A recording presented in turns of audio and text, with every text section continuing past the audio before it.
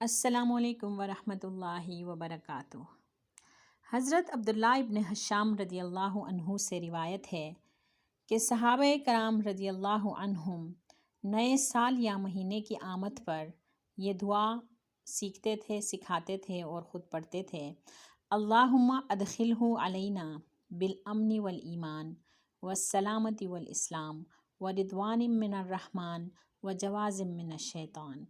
اے اللہ، اس نئے سال یا مہینے کو یا اس چاند کو امن اور ایمان، سلامتی اور اسلام، رحمان کی رضامندی اور شیطان سے بچاؤ کے ساتھ ہم پر داخل فرما۔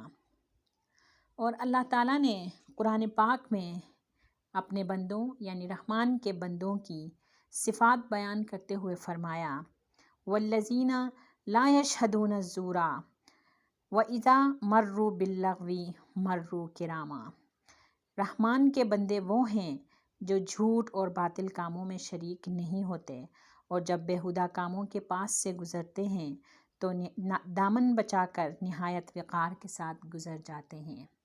دعا ہے اللہ تعالیٰ سے کہ ہمیں ان بندوں میں شامل فرما اور ہم ہر فضول کام، ہر غیر ضروری باتوں سے اپنے آپ کو بچا کر اسلام کی خوبی اور کمال حاصل کریں۔